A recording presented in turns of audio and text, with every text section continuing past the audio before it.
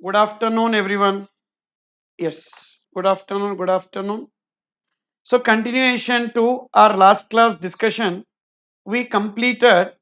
I think this. Yes, yesterday notes not yet uploaded. I'll be uploading it today. I'll be uploading it today. So, yesterday notes, today notes, I'll be uploading it today. Or don't worry. Okay. Now, look into this. In our last class, we completed up to entry tickets, exemptions with respect to entry tickets.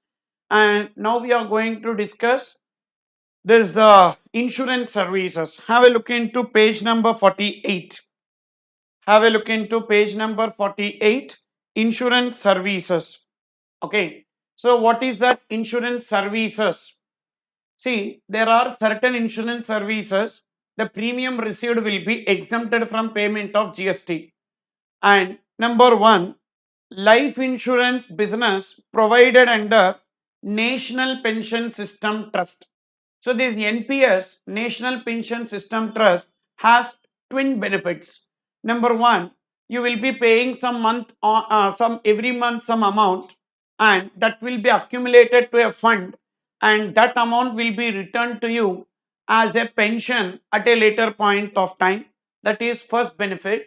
And second benefit is that your life is also covered. That is, your life is also protected. Means so the risk of life is also covered, which means so whatever is the sum assured that will be paid. Say for example, a 25 lakhs NPS, if you take 25 lakhs NPS, so in that case monthly we will be paying some 2000 or 2500 rupees like that for the 25 lakhs over a period of some 20 years we will be paying. It will be accumulated into one amount, and thereafter in the form of pension we will be getting after that retirement life.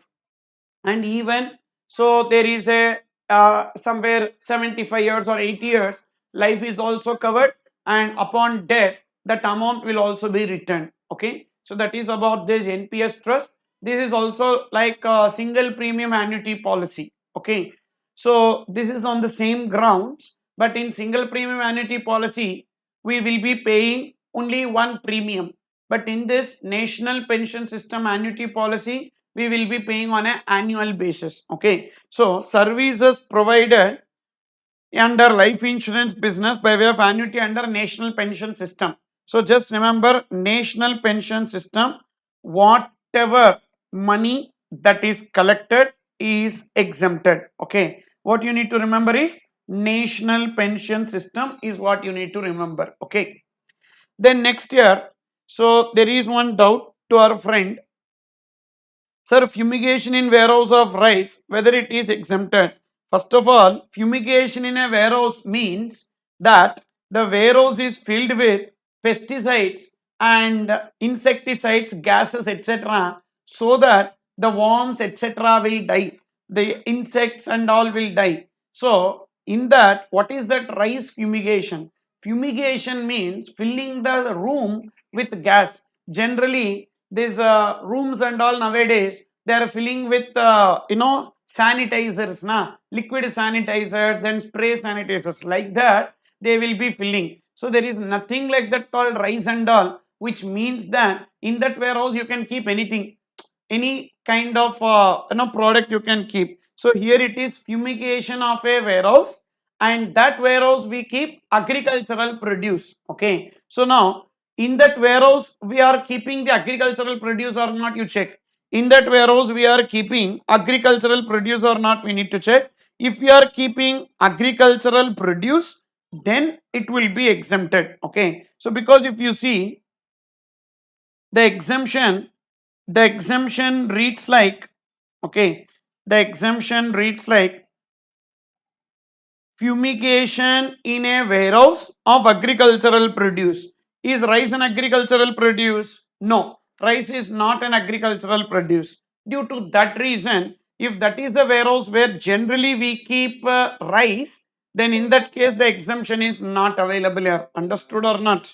The exemption is not available.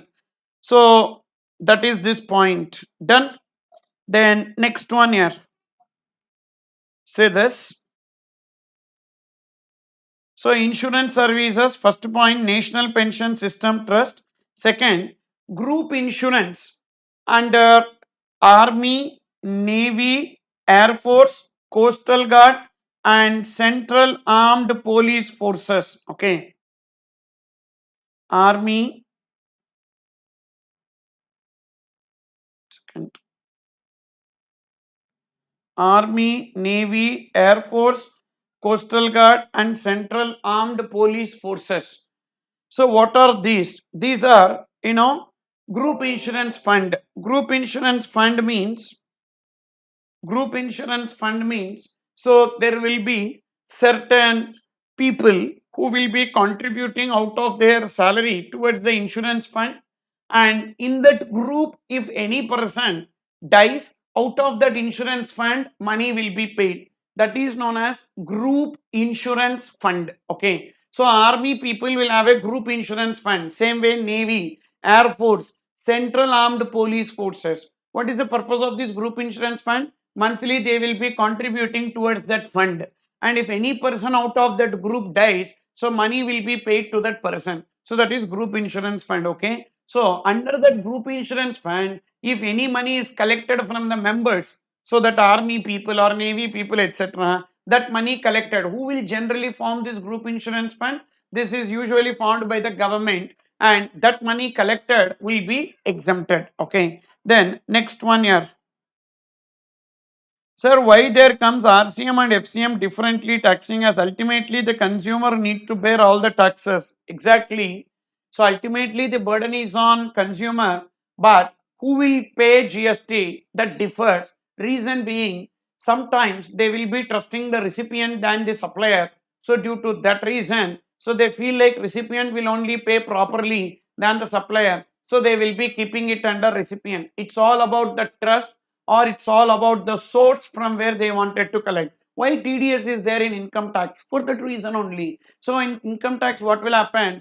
There is a concept of TDS, tax deducted at source. So whenever we are getting money from a particular source, so therefore from that particular source when we are getting, generally when we collect and then we pay tax. But what happens in TDS? At the source itself the tax is paid. Why the source itself is tax is paid? Because when you collect it, they don't have a trust whether you will be paying tax or not. Due to that reason, at source it is collected. Same way under RCM also, reverse charge mechanism also. So they may not be trusting a supplier, because the source is what? Recipient will make the payment. So at source itself, if you ask him to pay, maybe the tax will be collected easily and promptly. For that reason, they have created this RCM. Okay, this is the reason. But really it happens or not?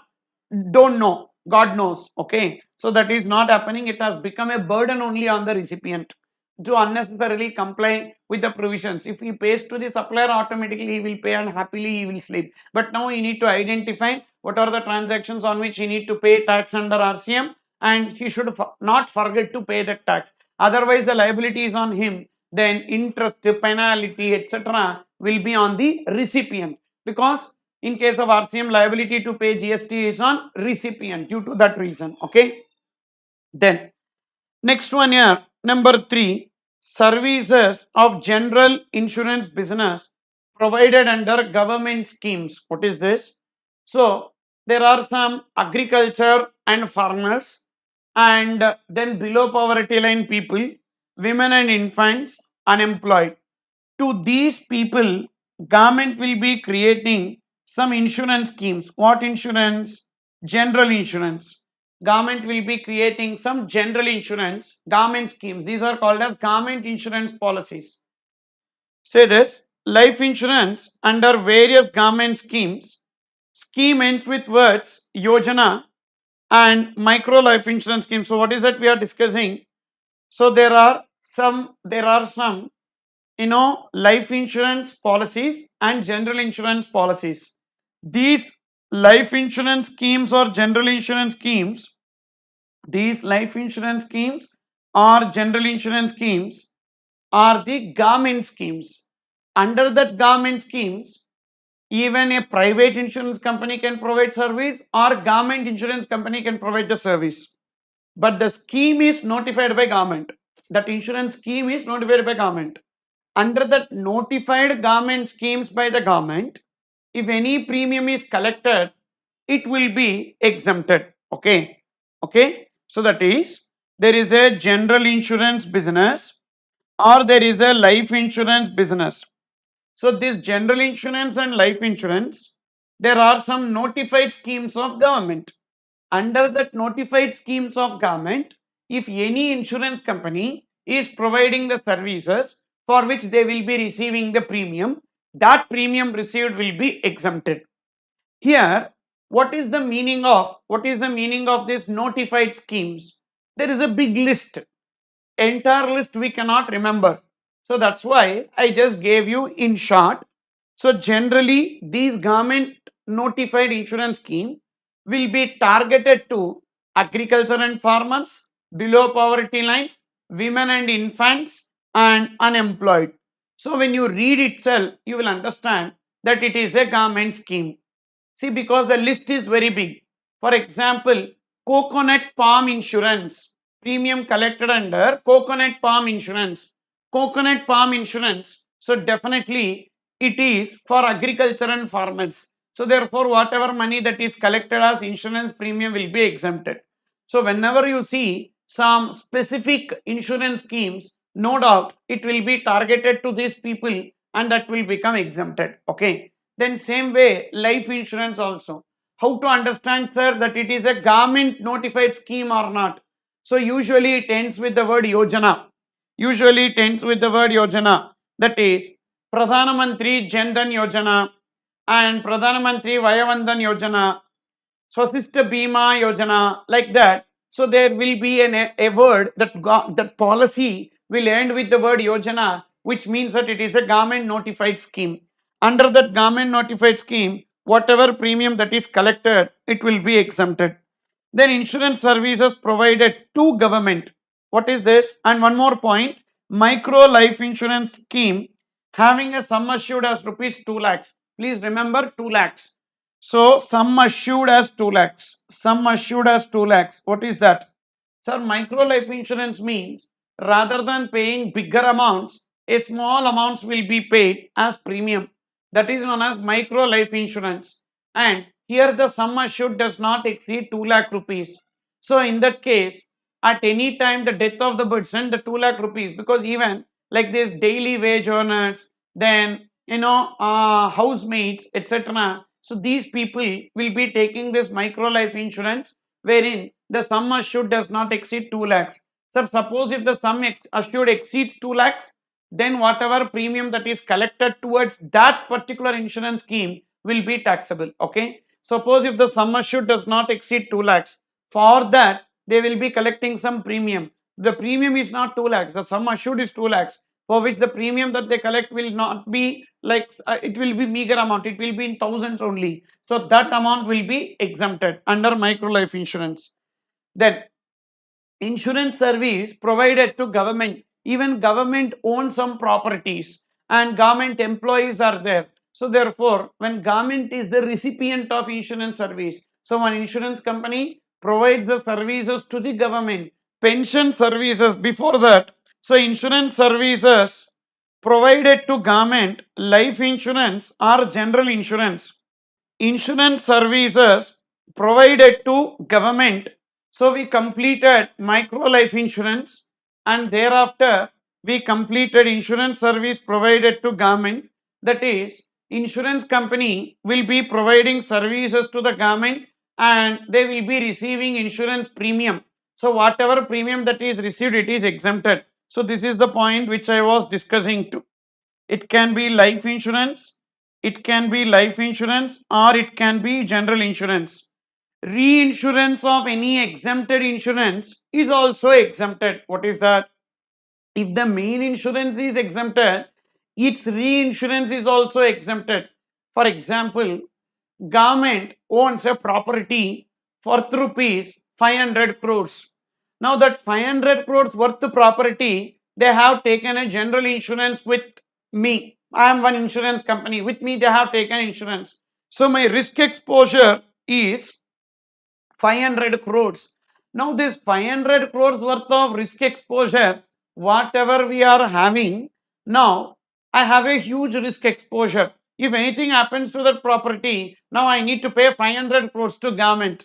So to mitigate this risk exposure, I will take reinsurance with another insurance company. So one insurance company takes insurance with another insurance company.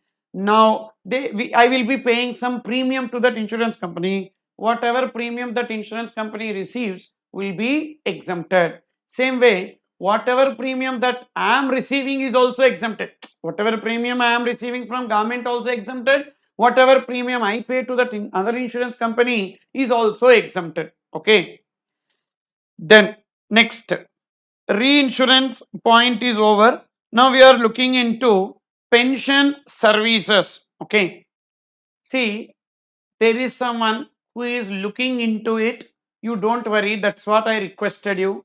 If anything happens also, just wait for 1 minute or 2 minutes hardly, and it will be rectified. If nothing happened na, we will inform. Okay, so therefore don't get tensed, don't scold me, don't put an expression, it is gone, all those things. So wait, if anything happens also, just 2-3 minutes it will take, it will be resumed back. Okay, then contribution under Atal Pension Yojana or any state pension system is exempted. So Atal Pension Yojana is central government pension scheme. Same way, state government operated pension fund is also there. Atal Pension Yojana and state government operated pension fund. So generally now there is no pension for government employees. So therefore they have made it as an Atal Pension Yojana. Any person can get a pension. So monthly you contribute some amount and it will be accumulated. Say for example some 600 rupees or 500 rupees per month it will be contributed. It goes to a big sum and thereafter, so after some 65 years or 55 years as the case may be, so monthly some amount will be paid out of that fund, some 5,000 rupees or 6,000 rupees like that. So this particular Atal Pension Yojana, I am making a contribution. Now they receive monthly some amount that is exempted. Like Atal Pension Yojana of central government, there can be any state government owned pension fund. So whatever the contributions that they receive will be exempted. Okay. So that is this pension services here. So we completed insurance services and pension services. Now we are looking into services by specified organizations. Already NPS trust we discussed. Already NPS trust we discussed. Already covered under insurance itself. Okay. So this NPS trust is already covered under insurance. Already covered under insurance. Okay. Already covered under insurance. The same one, already covered under insurance, that same one. Okay, then other organizations, SEBI. SEBI will be receiving money from whom? From the listed companies. Whatever money that SEBI receives from the listed companies is exempted. Then ESIC refers to Employee State Insurance Corporation. So this ESIC will be generally receiving money from the factories which will be taking the medical insurance on the employees, that is workers who are working in that factory. So this ESIC, whatever money that is received from those factories will be exempted. Then EPFO, Employee Provident Fund Organization. So this general regular provident fund is there. So under income from salaries, you will be heard of that provident fund. That provident fund only some amount which employer will pay, employee will pay. So that money collected by the Employee Provident Fund Organization from both employer and employee, that money collected is exempted. And then IRDA, Insurance Regulatory and Development Authority, from whom they will be collecting money, from the insurance companies they will be collecting money, that money collected by them is exempted. Then NCCCD, National Center for Cold Chain Development. So generally these people, this NCCCD, what they will be doing, so they will be collecting some money from the cold storages. Cold storage is a warehouse to keep the agricultural produce. Okay, so this cold storage, to establish a cold storage, they require some technical knowledge. That technical knowledge or technical expertise will be provided by these people called as NCCCD, and whatever money that is received will be exempted. Okay. Then next, foreign diplomatic mission located in India. Foreign diplomatic mission located in India. So what is that foreign diplomatic mission? Embassy, consulate, then UN or specified organization.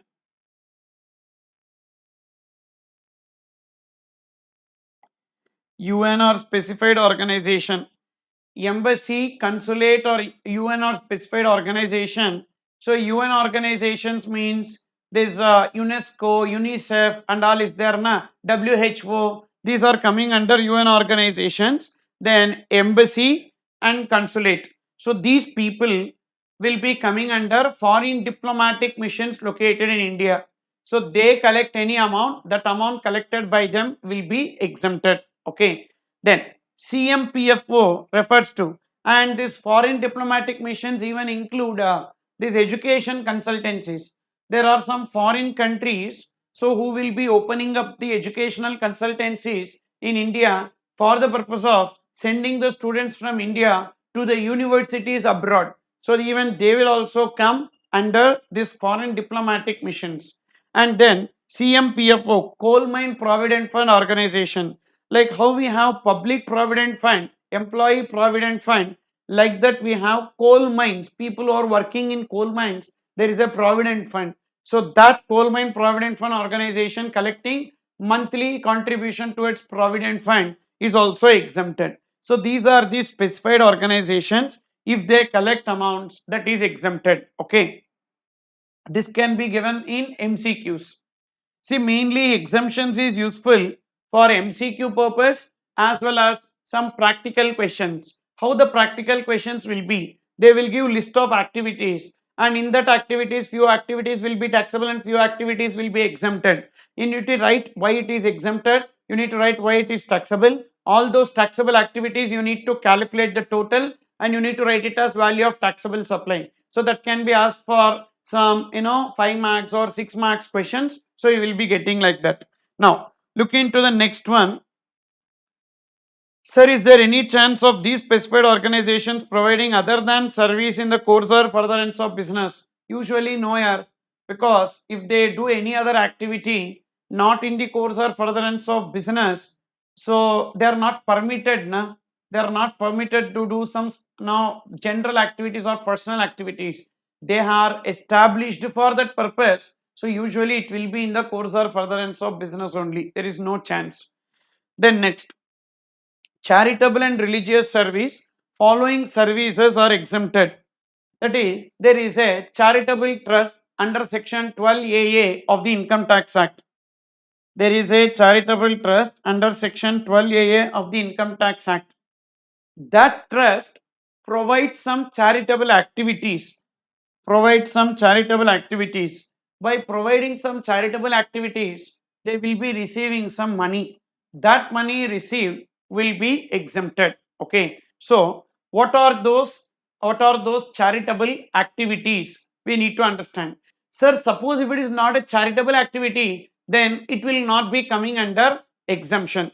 So it should be a charitable activity, so the charitable activity is defined. Other activities may be charitable in nature, but if it is not coming under the list of charitable activities, the money received will be taxable. Okay, so therefore it is important to know what are the charitable activities. Number one, public health. Public health, religion, spirituality, yoga, educational programs to orphans. So you divide. First, public health. First, public health.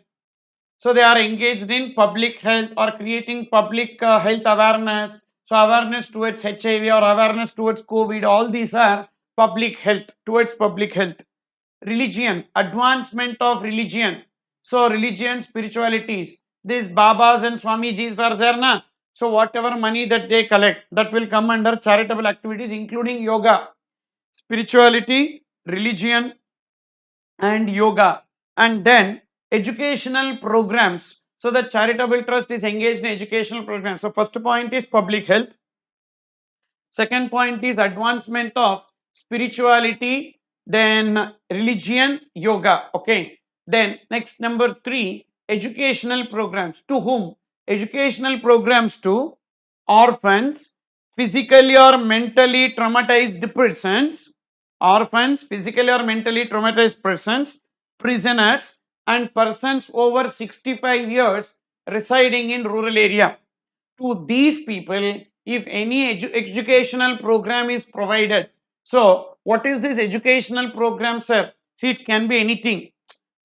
Mainly orphans, they will be providing some educational programs, like no, certain skills will be provided to them, so that they will be able to cope up with those skills and they can become employed. Okay, so like that. Or prisoners also, there will be some educational programs, some certification courses will be provided.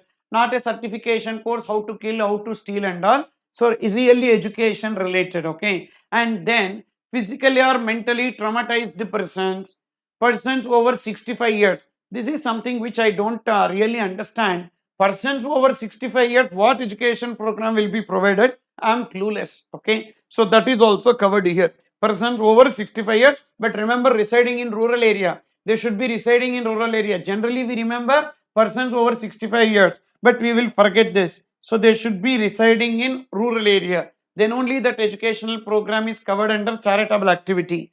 Then environmental preservation, environmental preservation. Okay, so like wildlife or environmental preservation, protecting the forest, etc., that is a charitable activity. By doing these charitable activities, if they get any money, that charitable trust receiving the money is exempted from payment of GST.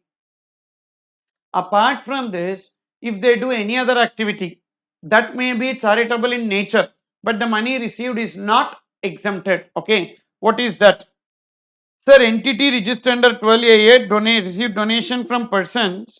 Now should we link it with donation point and then decide its taxability? uh, Anyway you can take, because either you can take it like a donation, or you can see it like a membership fee, or you can see it like the services which are provided by the charitable trust and consideration received is exempted. Okay, see, generally trust receives donations which are unconditional. Majorly it is unconditional, therefore it is not consideration. If it receives a conditional donation, it will come under consideration. Same way, trust will be engaged in providing certain services. Whatever money the trust receives for rendering the services, that will also be coming under, this supply. Example, generally, in order to adopt a kid from the orphanage requires that parents who wanted to adopt a kid from the orphanage to get a clearance from NGO. So there are some NGOs, they will tell, from that NGO you need to get a clearance. What that NGOs will do, non-government organization will do, they will be conducting the inquiry about those parents. They will inquire their medical records, they will inquire what is their earning status and how they behave with their neighbors. There are a lot of criteria which will be checked by the NGO, and then only they will give a clearance certificate to adopt the child. So to get this clearance certificate, they need to pay some amount to that NGO to do the investigation. So this money, whatever is collected by that NGO to do the investigation, purely charitable in nature. So this is a charitable activity, it's not a commercial activity. But then also, this is not given in the list due to that reason. So nowhere it is given na NGO doing investigation for giving the clearance certificate for adoption. It is not given. So therefore, that activity is not there in the charitable activities. So money received will be exempted or taxable. Taxable. Money received will be taxable. Okay. Physically or mentally traumatized persons. Traumatized persons means people who got hurt mentally or physically. So they are known as traumatized. They are hurt so badly. So mentally they are hurt or physically they are hurt. Okay. So they could not recover out of that kind of mental state. So hurt, and that has badly affected their heart. So that people will be known as traumatized persons. Okay. Then next, second one, services by an old age home run by central government, state government, or a charitable trust to its residents aged 60 years or more against consideration up to 25,000 per month per member, provided that consideration charged is inclusive of charges for boarding, lodging, and maintenance. Okay, so what is this? 25,000 rupees per month per member. 25,000 rupees per month per member, provided that consideration charged is inclusive of charges for boarding, lodging, and maintenance. What is this? Sir, there are some people, some trusts which are running old age home. See, this old age home should be run by whom? Central government, state government, and a charitable trust. This old age home should be run by central government, state government, or charitable trust. And how much they should be collecting per month? Maximum 25,000 rupees. So up to 25,000 per month, then it is exempted.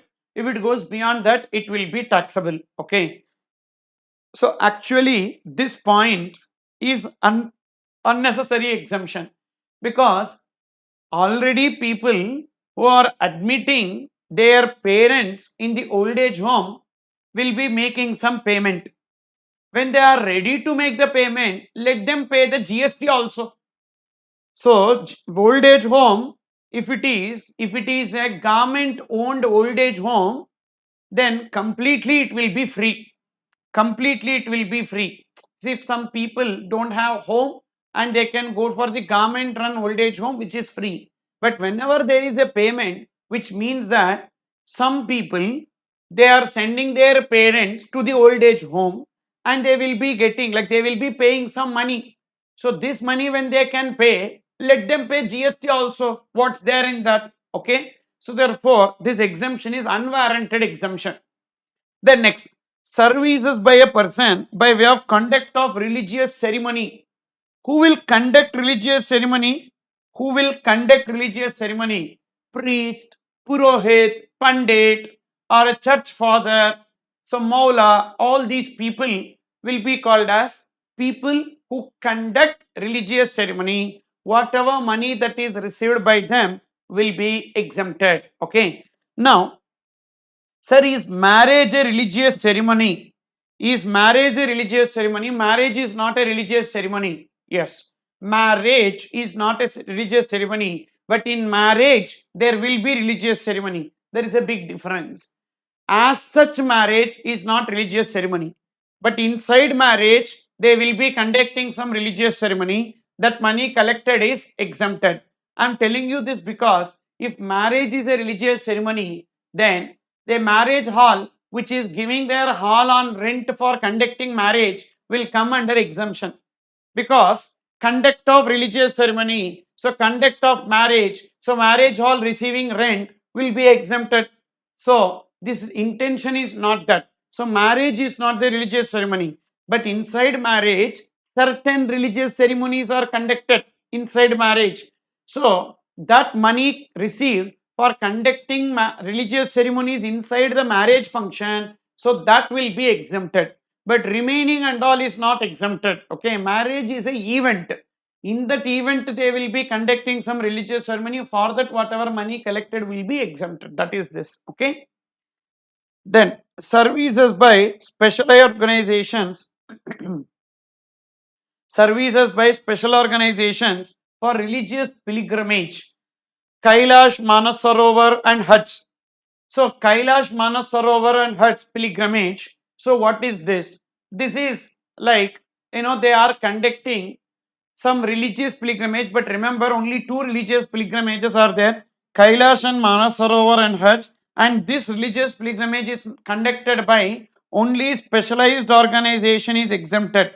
So that organization should be a specialized organization notified by government, and they should be conducting religious pilgrimage. Now the money collected will be exempted.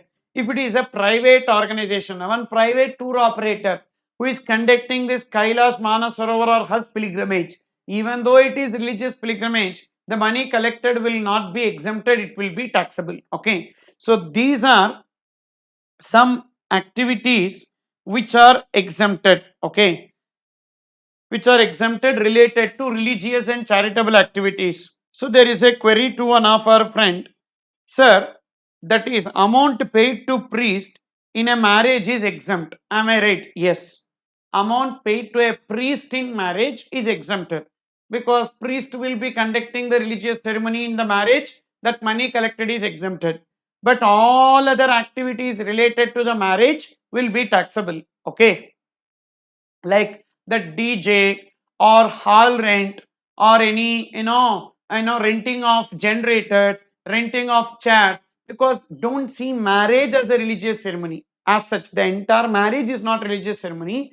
In that marriage, so mainly that they will be doing certain religious ceremonies depending upon the religion. So those religious ceremonies inside the marriage will only be coming under this exemption. Okay, then next, incubator and incubatee services. That is, there is a person who owns a laboratory where research is carried out. That laboratory where research is carried out is known as incubate. Incubate is a place where research is carried out, and that research could be developing some high technology innovative products or some biotechnology products, etc., and that laboratory is known as incubate. That laboratory is owned by one person. That person will be called as incubator. Incubator. And this incubator will appoint some people to do the research. Some scientists they will be appointing to do the research. So that scientist who is appointed to do the research is known as incubatee. So three words you should understand: incubate, incubator, incubatee. And no like a lot of movies are there, so you can take this Dasavataram movie, Kamal Hassan's movie. One old movie is there, Dasavataram. So in that movie they will be developing one biotechnology weapon. So the place where they develop that biotechnology weapon is known as incubate. And the owner of that incubate who will try to sell that biotechnology weapon to Russian people, so that person is the incubator, the villain of that scene. So who will try to sell it to the Russia people, that person is known as incubator. Who owns that incubate? And incubatee is our hero, who will be a scientist who will be developing a biotechnology weapon. So incubatee will be rendering the services to the incubator, for which incubatee will be receiving some money from the incubator. That money is exempted. That money is exempted up to 50 lakhs, which means, sir, if it crosses 50 lakhs, entirely taxable, or only the excess is taxable? Only the excess is taxable. Only in this place it is like this. The entire exemptions chapter, in the entire exemptions chapter, please try to understand. In the entire exemptions chapter, when there is a number given, if you cross that number, you will not get exemption, entirely it is taxable. For example, we saw, that room per day room tariff is 1,000 rupees. If it is less than or equals to 1,000 rupees, it is exempted. If it exceeds 1,000, the excess is taxable or entirely it is taxable? Entirely it is taxable. Like that, in all places in exemption, wherever that monetary limit comes, once you cross that monetary limit, you are liable to pay GST on the entire amount. Whereas only in this place, up to 50 lakhs is exempted, and once you cross that 50 lakhs, you need to pay GST on that excess only during the current year. Sir, this 50 lakhs is per annum or per month, or how it should be interpreted? It will be per annum. Okay, per annum services provided is exempt up to 50 lakhs. And sir, current year it crossed 50 lakhs. Now on the excess we need to pay, and next year onwards the exemption is not available. Because if you see the conditions, previous year aggregate turnover should not have exceeded 50 lakhs. Means previous year the turnover should be within 50 lakhs, and current year also it should be within 50 lakhs. Then current year it is exempted. As current year it is exempted, next year also up to 50 lakhs will be exempted. In 1 year, if you cross 50 lakhs, the next year onwards you will not be getting exemption, and current year also after crossing 50 lakhs you need to pay GST on that excess. And this exemption is available only for a period of 3 years for that incubatee. That is, incubatee will enter into a contract with the incubator. So 3 years. Sir, what if he enters into contract with another incubator? So it is not like, different incubators, different exemption is available. So once incubatee enters into a contract with an incubator, this exemption is only for a period of 3 years. After 3 years, he may continue with that incubator, or he may go with any other incubator also. But this exemption is for a period of 3 years. Then next, incubator they will be getting what? Incubator China, incubatee rest of the world. Uh, is it so? I don't know. Incubator is China, incubatee is not rest of the world here. So incubatee, you can say incubate as China. Incubate is China. Incubator is China government. Incubatee is the stupid people who created COVID. And what incubator is doing, he is releasing that COVID across the country. Okay, that's how it is happening. And incubator will be getting the technology. See, once the technology is developed in that laboratory, who owns the technology? Who owns that biotechnology or any other technology? Incubator. The ownership is with the incubator. Now, incubator will be giving it to another person. They will be giving that. So, what they will do? They will research and they will develop and they get a technology. They will be using it for, they will be giving it to others to use it. Now, whatever money that they receive will be exempted, provided they are notified by government. That is, they are recognized by government to act as an incubator. Should be approved by government for availing this exemption. Okay. So who should be approved by the government? That incubator should be approved by the government to avail the exemption. That is this. Okay. So what is that exemption here? Two exemptions we have discussed. That is, services provided by incubatee to incubator up to 50 lakhs exempted, provided two conditions should be satisfied. Previous year aggregate turnover does not exceed 50 lakhs, and this exemption is for a period of 3 years. And thereafter, incubator providing services by way of temporary transfer of this technology against the royalty will be exempted, provided those incubator is approved by government for availing the exemption. Okay. Then next year, education services. Education services. So see this. Services provided by educational institution to its students, faculty and staff is exempted. Services provided by educational institution. What is education institution? We will see. So far we have completed.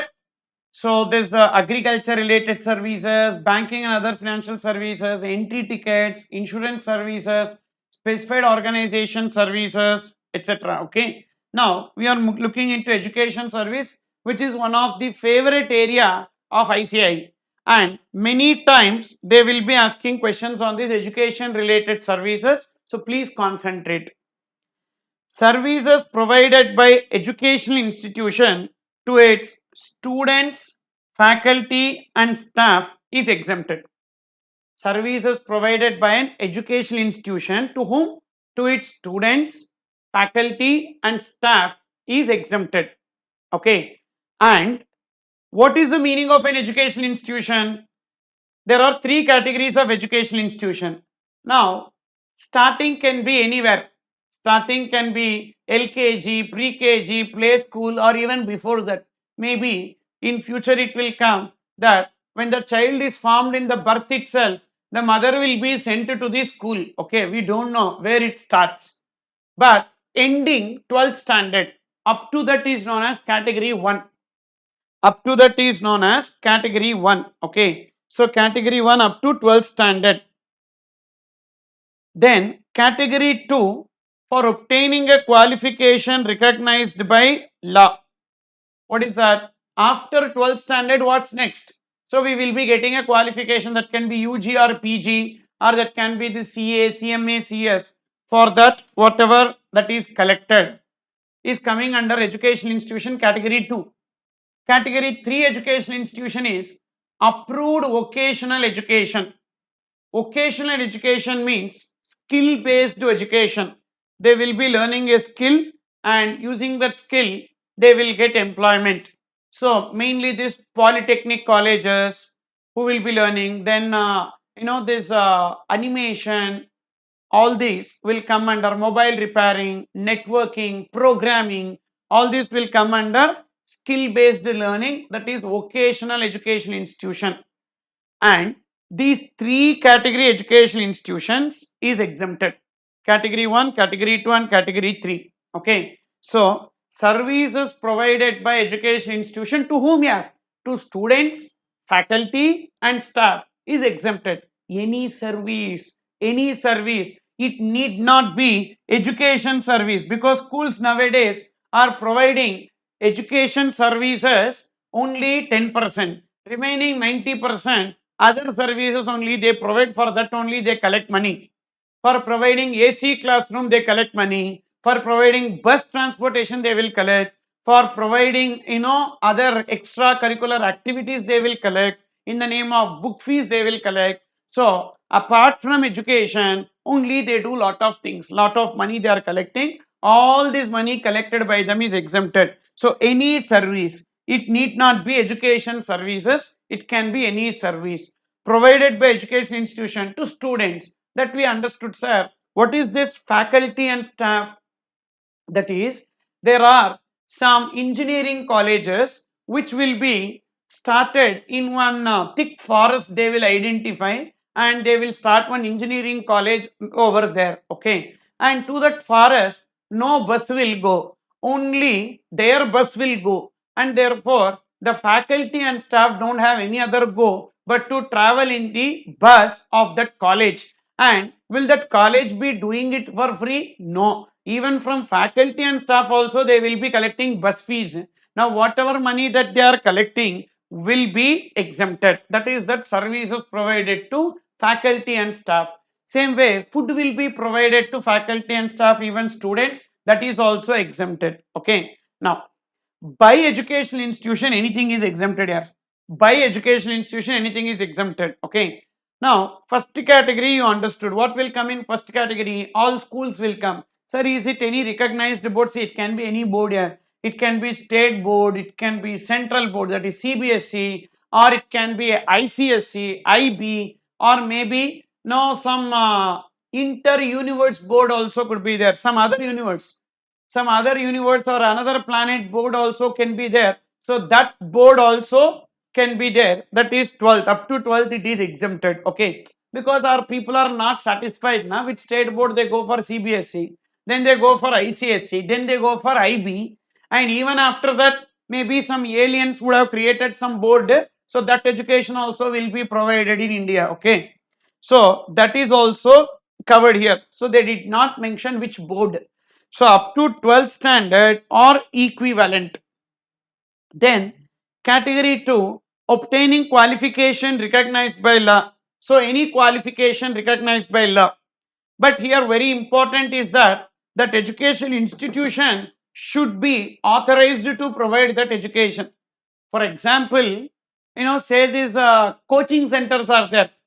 If you take CA fees is exempted. Logically, CA is also a qualification recognized by law. Then CA coaching fees should be exempted now. Then why CA coaching fees is not exempted? Because whatever CA coaching which is being provided are not authorized by ICAI to provide, any coaching center for that matter. So today you will be seeing lots and lots of coaching centers. All these coaching centers, and not just in Chennai, there are many coaching centers across the country. And these coaching centers, are they recognized by ICI to provide the coaching? No, not at all. So therefore, whatever fees that is collected will be chargeable to GST.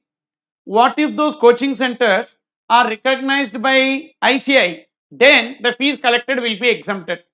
What about CA Institute? CA Institute collect registration fee, na, exempted. And CA Institute collect the exam fees, that is also exempted. There is no GST on that. Same way, college.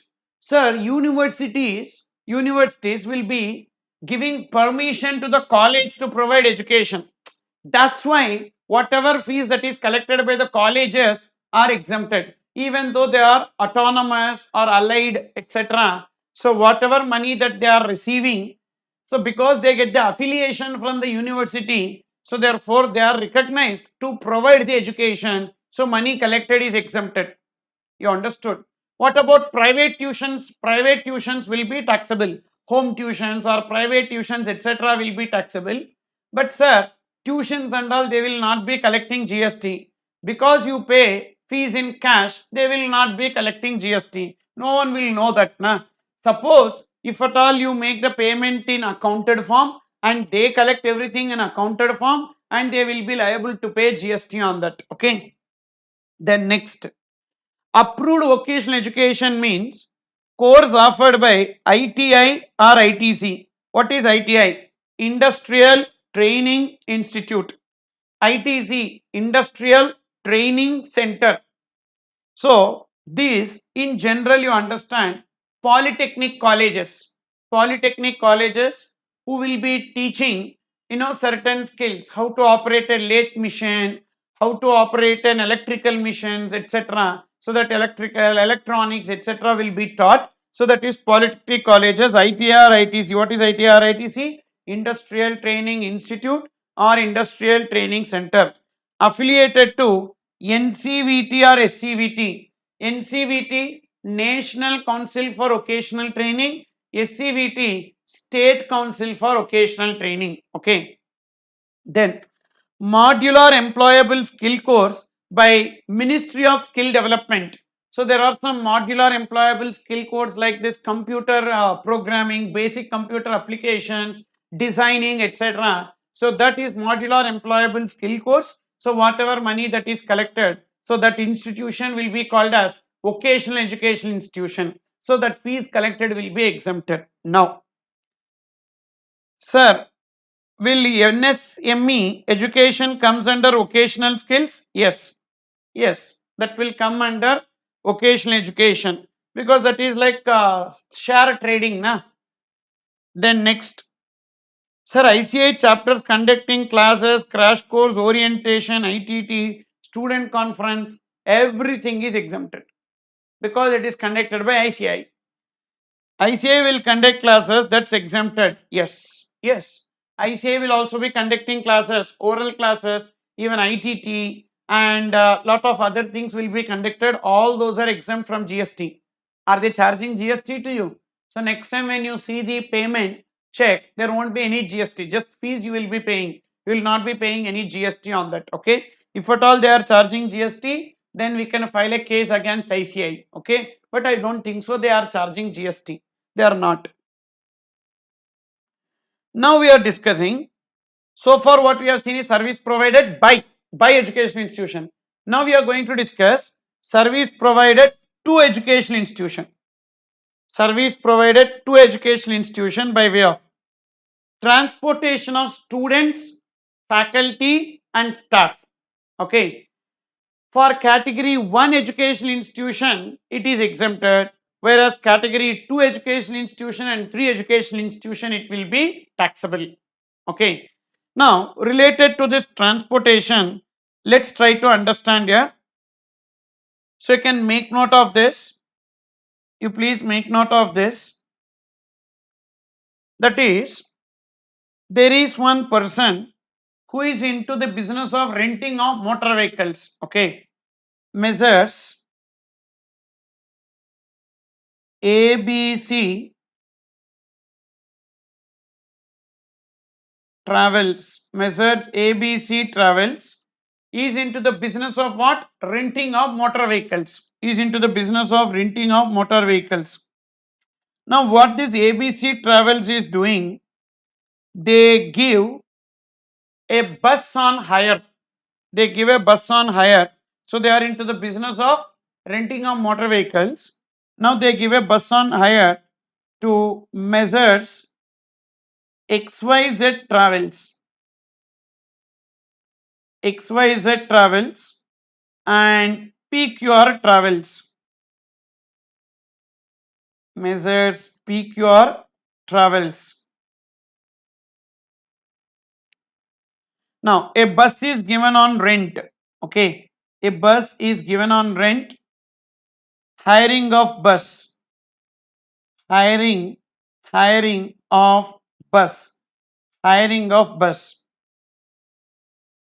Now, this particular travels, XYZ travels, is in turn using that bus for transportation of students, faculty, and staff to an education institution. So, there is one school, there is one school. To that school they provide transportation services, who XYZ, and there is one college, that college has provided transportation services, that PQR travels provides transportation services to that college, transportation of students, faculty, and staff. Same way here, transportation of students, faculty and staff. Okay, transportation of students, faculty and staff. Now that school in turn provides services to their students. So they have their students, to their students, to the students of that school,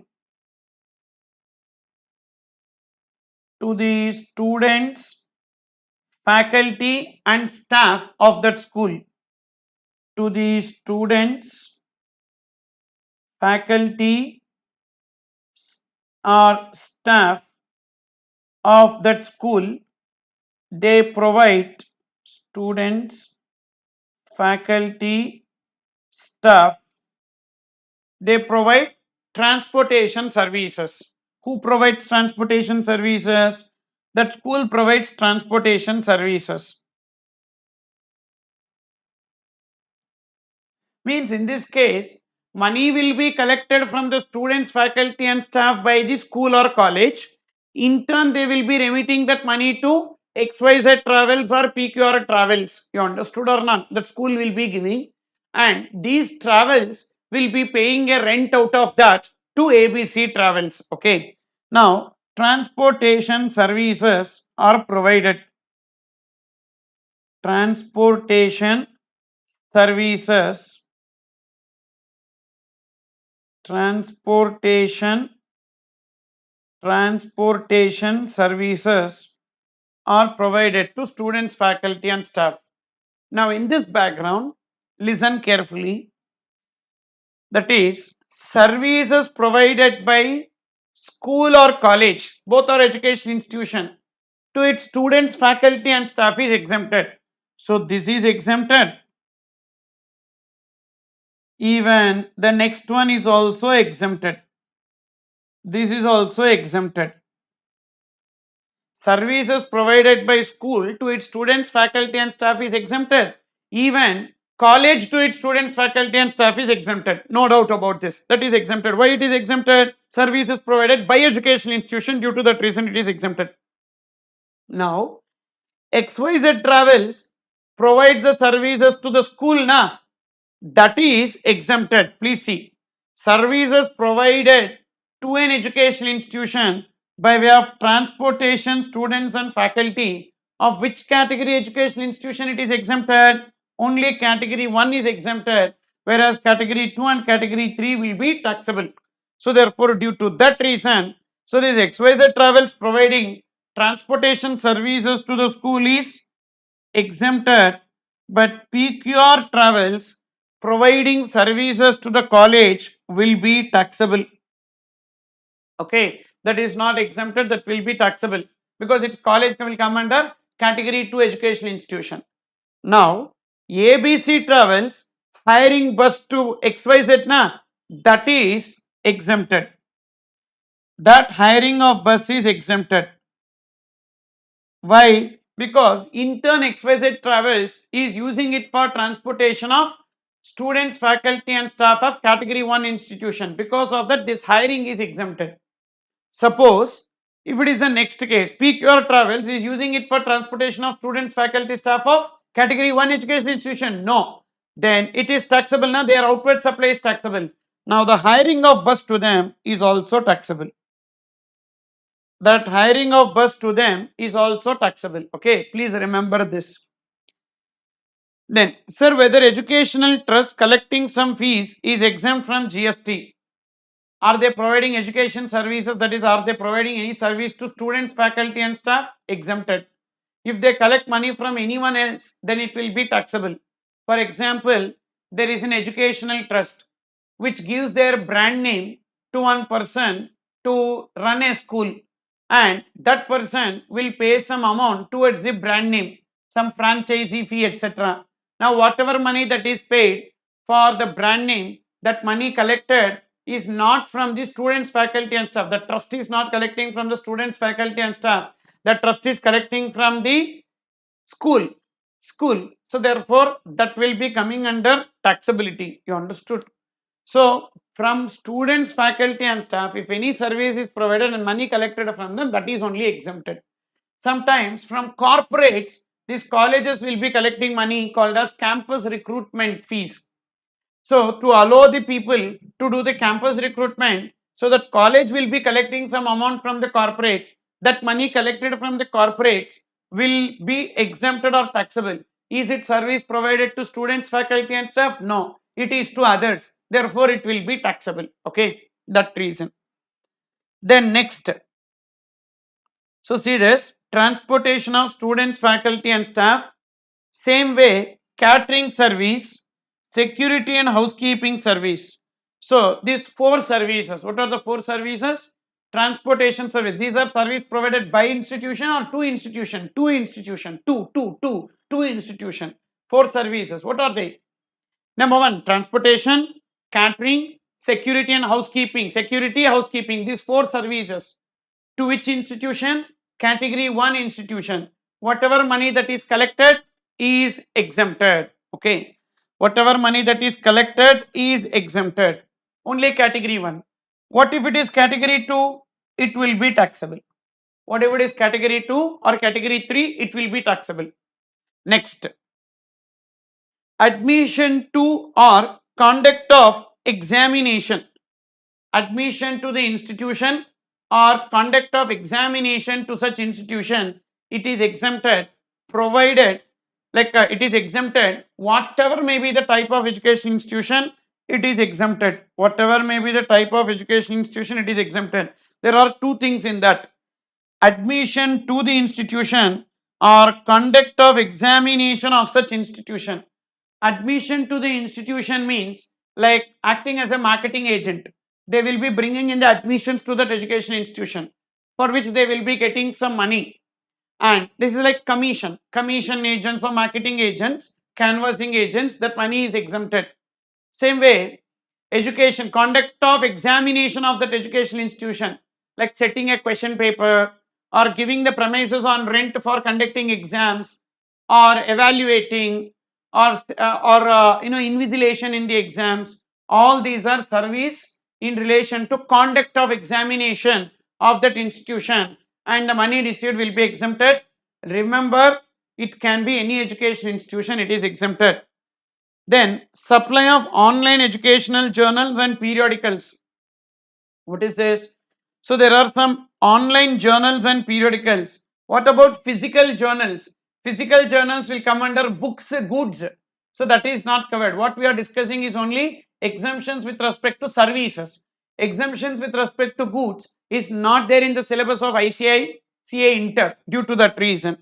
Supply of online educational journals and periodicals, it will be taxable with respect to category 1, category 3. Why? For category 1 and 3, why educational journals are required? Category 1 not required, schools. Category 3 also not required. Category 2 only it is required. So that's why for category 2 only they have given the exemption, not for category 1 and category 3. Okay, so this is about supply of online educational journals and periodicals, that is exempted. So therefore, how to remember this are simple. These are all services provided to educational institution. First remember 3 points, 4 points. What are they? Transportation, catering, housekeeping, security. These 4 only to category 1 exempted. Then 2, admission, conduct of examination, all 3 exempted. Then supply of online periodicals and journals, only category 2 exempted. Category 1 and 3 will be taxable. Okay, what is category 1? Up to 12th standard. Category 2, that is education as a part of curriculum for obtaining qualification. Category 3, occasional education. Okay, so this is the chart related to transportation. It has some hiring also, that's why I have just connected here. It has some hiring also, that's why I have just connected. Sir, if the entity providing transportation service for students of school collects van fee from the students, then is it taxable? Yes. That's what in this example, if you see, what will happen if the money is directly collected from the students by these XYZ Travels. XYZ Travels is directly collecting the fees from its students, not, that is school students, directly collects. So directly they collect the money, which means directly they are providing services to students, faculty and staff. Is this transportation service taxable or exempted here? Is this transportation services taxable or exempted? Do we have any exempted? No. So only when services are provided to education institution it is exempted. This is directly to the students. No. Sir, but we have service provided by educational institution to students. Here it is not by educational institution, it is by one travel agency. So therefore it will be taxable. It will be taxable. Same way here, PQR Travels provide services to the students, faculty and staff directly. That will also be taxable. Transportation services,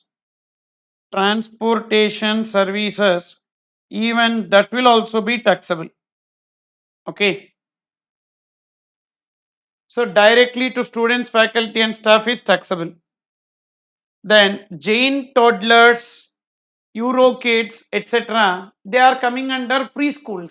They will be conducting preschool education na. So up to 12th standard, when I say up to ending only, I said starting point I did not say anything. It can be, daycare, it can be play school, it can be preschool, LKG, UKG, anything. So starting, everything are covered there. Up to 12th standard, everything is covered. Even these Euro kids or anyone, any play school, everything is covered there under exemption. Category 1, service provided by education institution. Then next one here, amount paid to training providers under Deen Dayal Upadhyaya Grameen Kausalya Yojana for providing training in relation to vocational education courses certified by National Council for Vocational Training. That is this Deen Dayal Upadhyaya Grameen Kausalya Yojana, DDUGKY. So there are some training providers under this scheme. They will be going to rural area and they will be providing services by way of developing the skills of some people over there. Due to that reason, they may have a startup, like they may start some small scale industries and all. So these training providers who go to the rural area, to provide that services under Deen Dayal Upadhyaya Grameen Kausalya Yojana, so money received will be exempted, mainly skill based, like you know, this mobile repairings, or this stitching, mainly stitching, then incense sticks making, candle making, paper cups making, etc. These kind of skills will be taught to them. So they will purchase one small machinery and they will become a small scale industry. Okay, So that money received by these training providers is exempted. And then educational program where entire expenditure is borne by central government, state government or union territory. You just write it below. Educational programs, educational programs, educational programs where entire expenditure, where entire expenditure is borne by, where entire expenditure is borne by central government or state government is exempted. What is this here? What is this? Example, example, say there is one coaching center which provides coaching to the students for which fees will be paid by the government. Okay, say this. CA coaching, CA coaching provided to below poverty line students, below poverty line students for which fee is collected from central government, okay, which will be exempted. Okay, such fee collected is exempted. Such fee collected is exempted. Okay, such fee collected is exempted. Then, sir, what I mean is Eurokids is like a franchisee, right? So the payment made, that will be taxable. That franchisee payments made will be taxable. Okay, yes, that will come under franchisee model. Even this Kidsy, Eurokids, etc. and all. So anyone can start, provided in that territory, in that locality, there is no other person, no other person of the same brand name. Then they will give the franchisee to you. You need to pay some franchisee fee. That franchisee fee will be taxable. Okay. Sir, education given through online is exempted or taxable? Byju's exempted, yeah? Exempted. Up to 12th standard, up to 12th standard, it is exempted. Educational institution. But Byju's, first of all, will not be a school, na? It will come under private coaching tuitions. It will come under tuition center, yeah? It will come under tuition center. So tuition centers are taxable even if it is up to 12th, because they are not offering the education, they provide only tuition. So because, will they conduct the exams? Will they conduct the exams? No. Are they permitted to conduct the exams? No. Suppose if they conduct the exams, you qualify that exams, so does it mean you completed 10th standard and all? No. So which means they will not come under educational institution. So it is just a private tuition center, tutorials, whatever money that is collected will be taxable, chargeable to GST.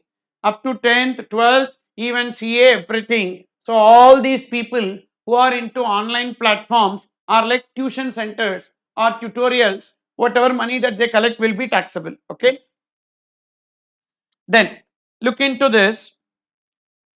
Under skill development initiative, amount paid to assessment bodies is exempted. Assessment bodies is exempted. So this is one exemption. This is one. This is the another one. What is this skill development initiative? Skill development initiative means, skill development initiative means that is generally there are some skill based learning centers. You take polytechnic colleges, etc. They will be imparting some skills, but these skills are not required at present, these are outdated. Now government will form a skill development initiative. Under that skill development initiative, they request the people from the industry to review and set the curriculum.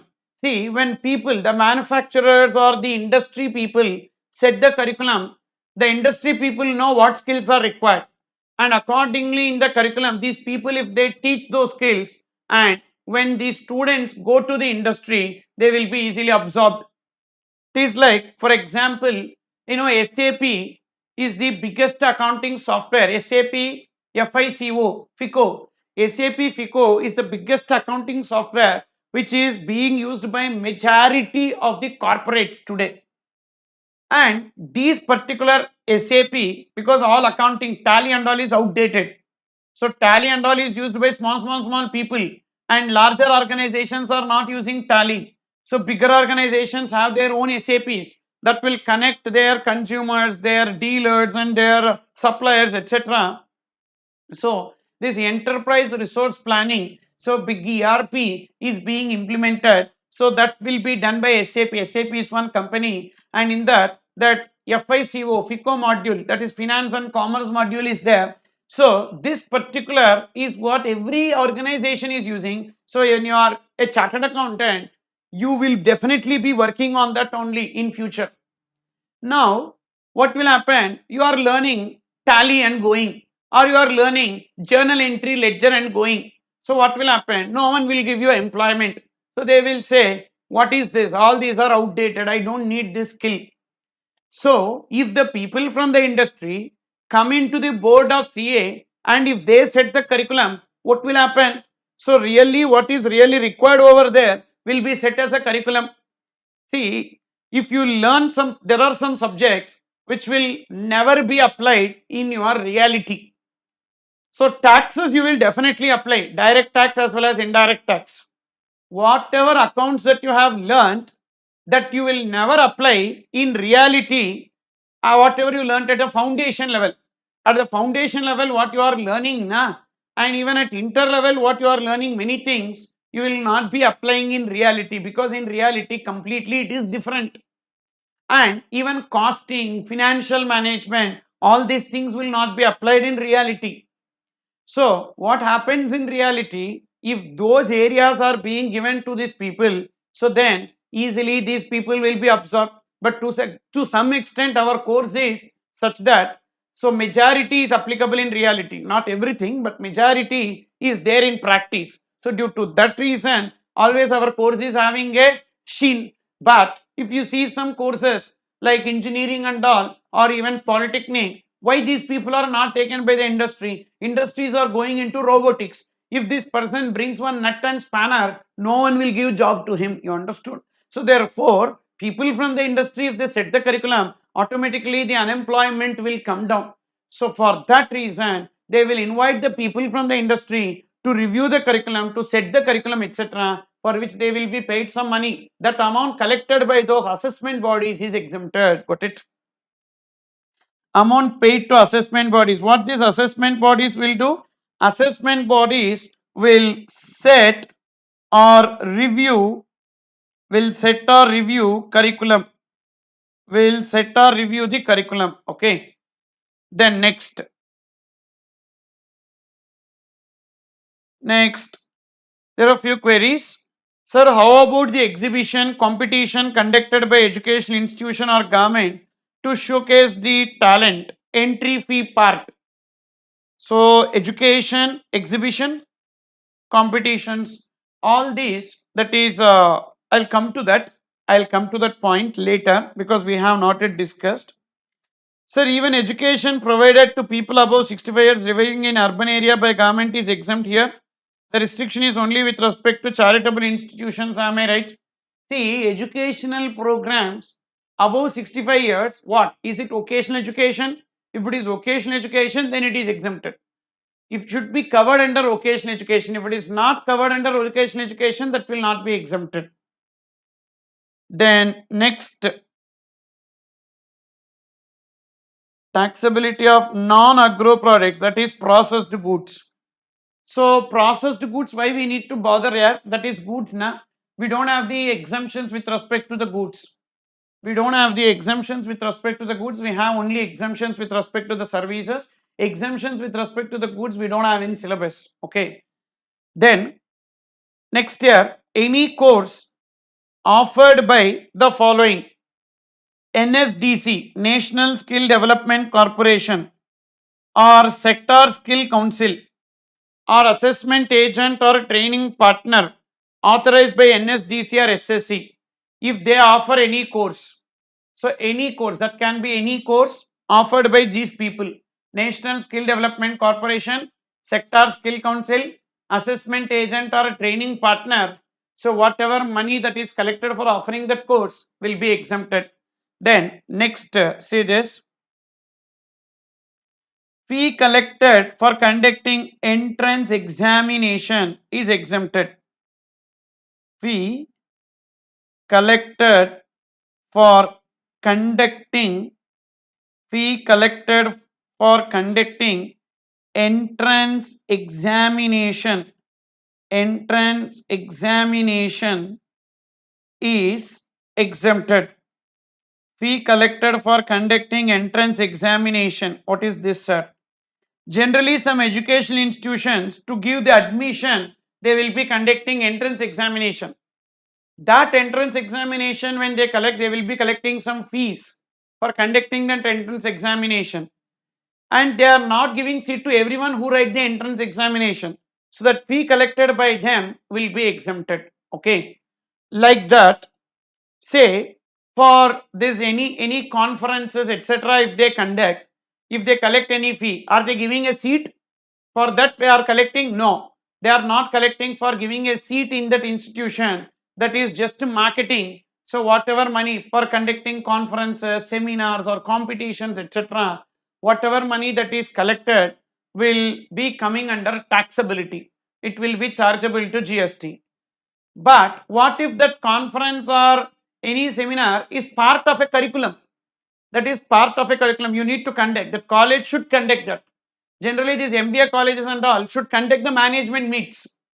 They should conduct the management meets, competitions, etc. That is compulsory. And now when they collect, it will be part of the education. Okay. Then next, if application fee collected by any educational institution is exempted or taxable, that is, fee collected for conducting entrance examination is exempted. Who? Educational institution. Fee collected for conducting entrance examination by educational institution. By educational institution. What is educational institution? So far we saw na three category educational institution. Those three. Those three. Not anyone. So coaching centers also will be conducting some entrance examination, so to give some scholarship for the students, so that they can take those students, like by giving them, offering them discounts and all. So for that they collect an entrance exam fee. Whether that entrance exam fee will be taxable? Of course taxable, because coaching center will not come under educational institution due to that reason. Okay, so this is about education services here. Okay, so a very important area. On this majorly questions will be asked. So let's see some questions related to this.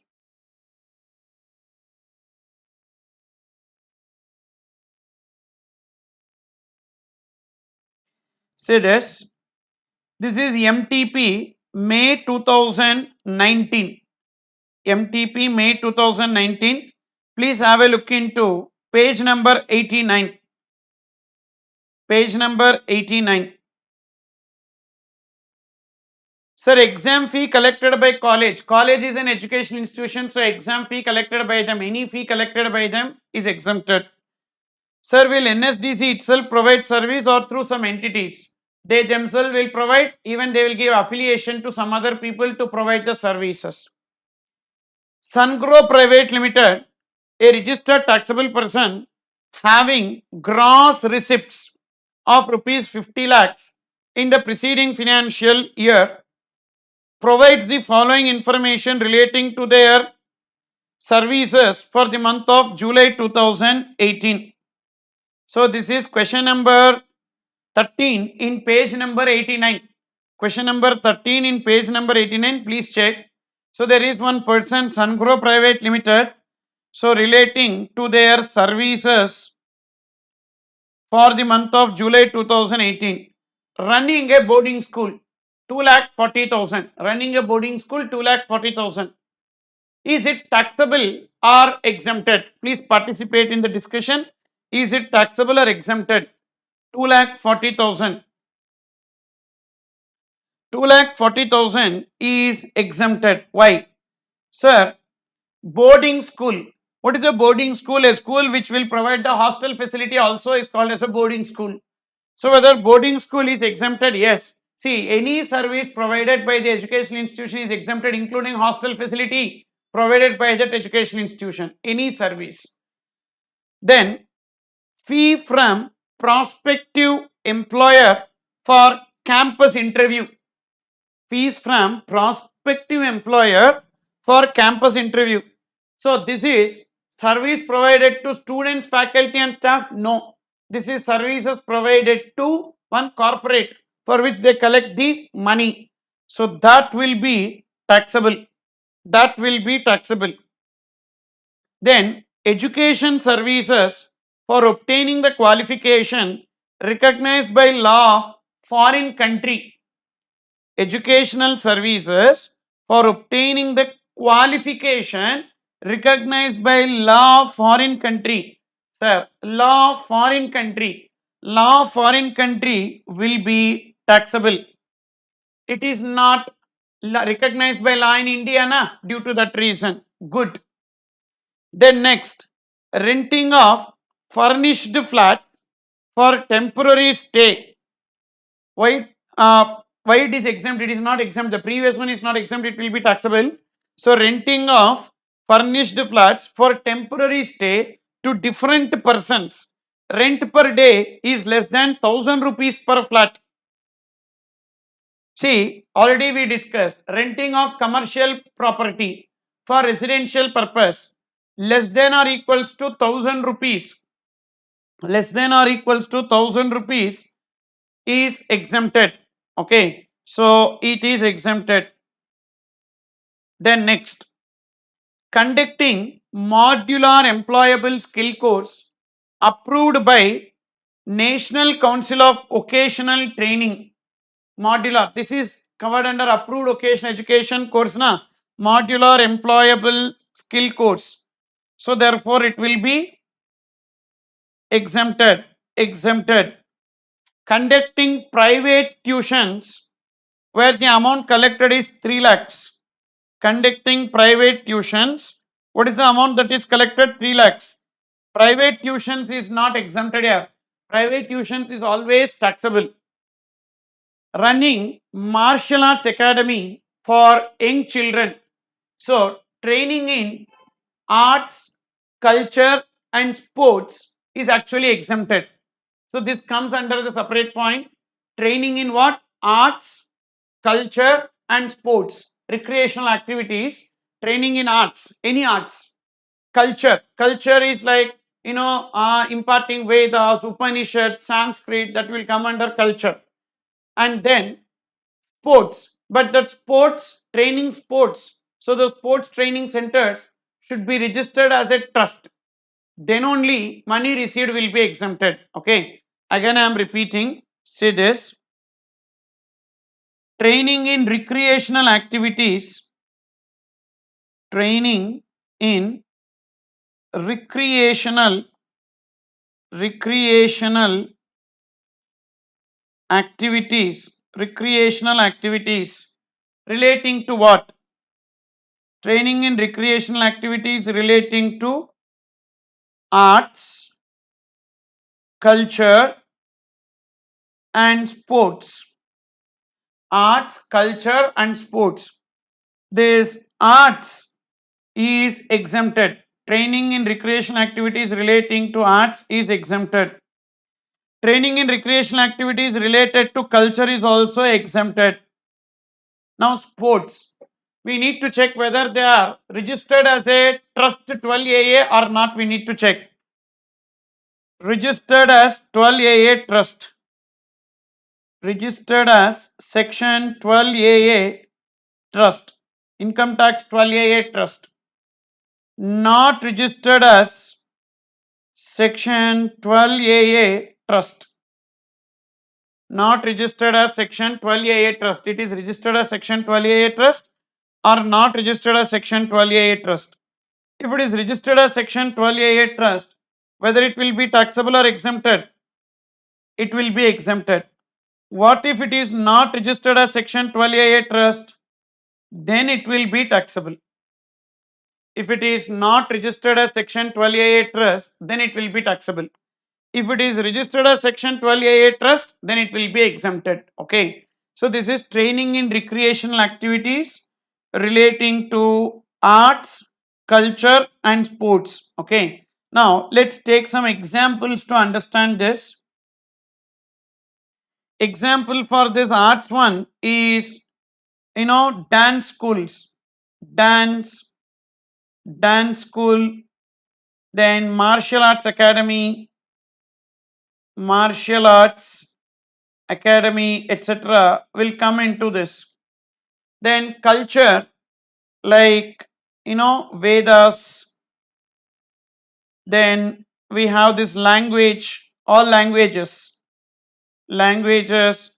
will come under culture. So sports example, you can take cricket academies. Cricket academy will come under sports. Okay. So therefore, in this case, so this is the one, this is one exemption, and in this case, conducting, what is that, running martial arts academy, arts will be exempted. Conducting career counseling sessions, for whom? Is it for the students, faculty and staff, or it is to others? Sir, anyone, sir, if you are if the person is a student, why you will conduct a career counseling? If that person is a student, why you will conduct a career counseling? So generally career counseling is conducted to bring the students, correct or not? So therefore this will be taxable. Conducting career counseling session will be taxable because this is not given to students, faculty and staff or to others. So therefore it is taxable. So now compute the value of taxable supply. So we need to take, so 1,70,000. So we need to take 1,70,000 plus 3,10,000 plus then 3 lakhs plus 1,65,000. So 9,45,000. So where is this? Something is missing. 55,000 martial arts academy for young children is considered as taxable, but actually it is exempted here. So actually it is exempted. Please make the change. It is exempted. So martial arts academy is exempted. Arts, recreational arts. Okay, any art is covered there. Therefore it is exempted. So the answer is 9,45,000.